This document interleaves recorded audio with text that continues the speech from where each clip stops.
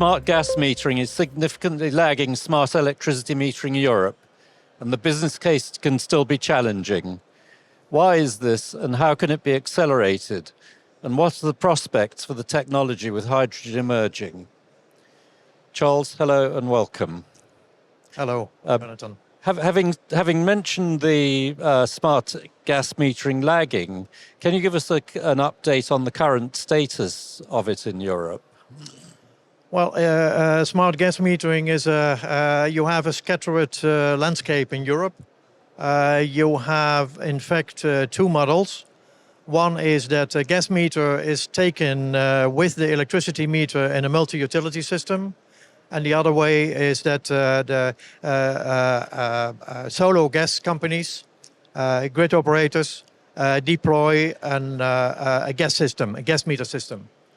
And in the multi-utility system, you can see a lot in countries like the UK, in the Benelux countries, Belgium, Netherlands and Luxembourg.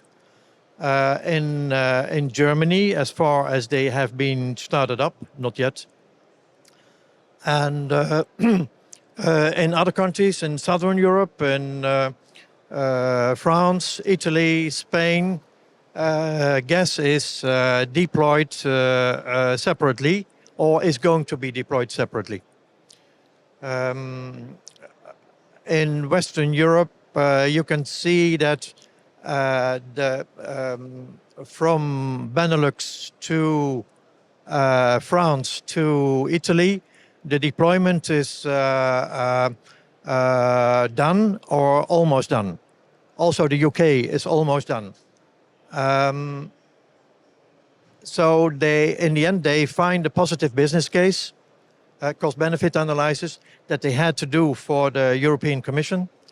And where electricity was always ahead and was always more positive than gas, we can see that gas is now in a good stage of deployment. And countries that had not yet a positive business case, like Spain, have now decided also to go for mass deployment. So how can what's necessary to make the business case positive? In a case, a recent example is Northern Ireland, which has decided not to go ahead with a smart gas metering rollout at the moment because the business case is marginal. Well, it's of course typical that Northern Ireland is a part of UK, where UK has started a long time ago with a dual fuel deployment.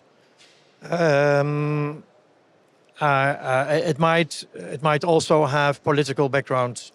How can you influence a cost-benefit analysis? And I think it was not easy to make a cost-benefit analysis because you you have to recognize the benefits, and the costs are known, but the benefits not always. Today, you can see that deployment of gas meters is not a question anymore. The question is more, when do we do it? Of course, the negative press on gas being a fossil fuel doesn't make it very popular. But we cannot consider a situation without the distribution of gas. And is it all natural gas? We will see that it will be a mixture with biomethane and hydrogen. And so the CO2 footprint will decrease in the future with with maintaining the actual network. I'll come back to hydrogen in a minute, but before then, what's the current status of standards for smart gas metering?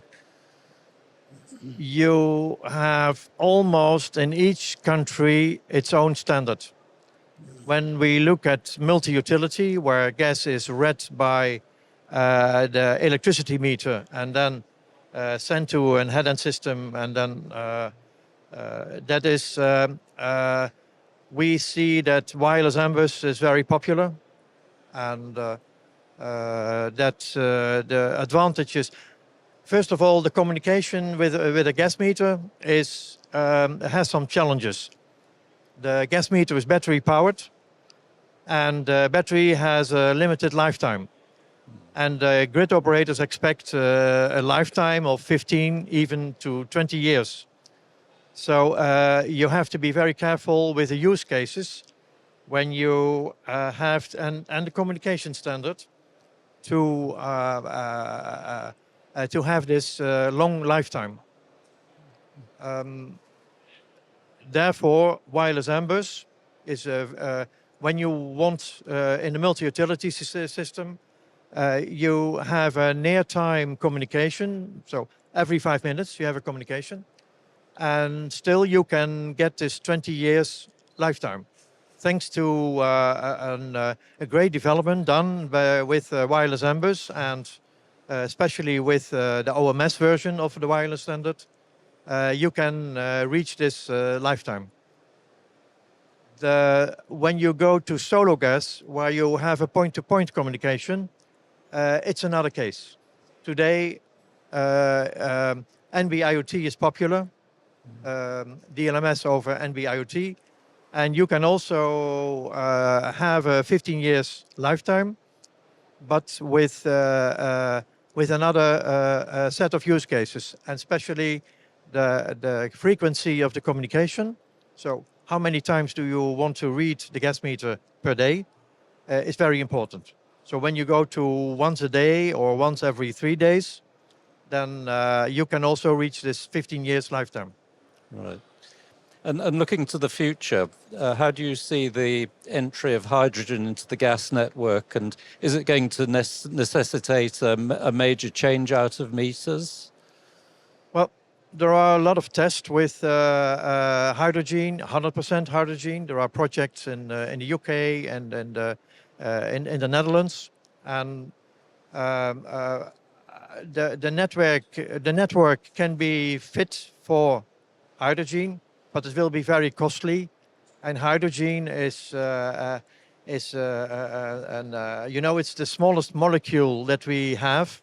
It is it can be very explosive, and it can just need a small space to escape. But when you mix it with methane, natural gas, up to 23%, it's still behaving as a natural gas. And the test with 23% hydrogen demonstrates that it's feasible. So that might be a first step. 100% hydrogen in residential networks, personally, I think will be very difficult. By the way, also to produce the hydrogen. But that is, of course, another aspect of hydrogen distribution. Okay. Well, on that note, I'd like to thank you for your insights, Charles. And a pleasure, Jonathan. For more insights, join the Enlit community.